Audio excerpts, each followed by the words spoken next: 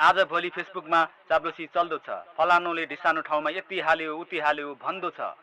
यिनीहरू धुप अक्षतापाती बालेर चढाउँदै फलाक्दै मालिकप्रति मद्दा छुसात छुको परिचय छन् दिँदै।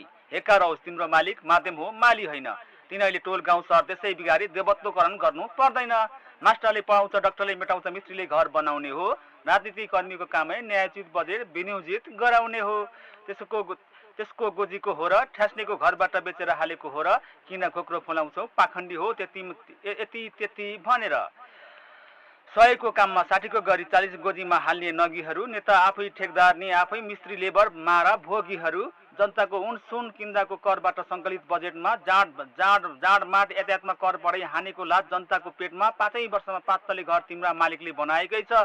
कति अबुझ पढमुर्ख बन्छौ, जहिले उसैको भजन गाएकै छ। तिमी सञ्जालमा सर्च गरेर हेर, जिल्ला जत्रो देशमा विकासको फड्को जिडिपी बढ्दो दौडदो छ उन्नत देशमा। सुनको टुक्रा देश फल पित्तल होइन फलाम बनाइसक्दा पनि भेडा बुद्धि झोलेबाद मित्रहरू छोड्ने बेला आइसक्यो नि। जागिर खानामा आयोग छ, विदेश जान कन्सल्टेन्सी मेन पावर, कति तलुवा चाटेको चाकटी गरेको खाली 24 आवर। नेता मालिक होइन माध्यम हो, उसले देश चुसेको छ, लुटेको छ।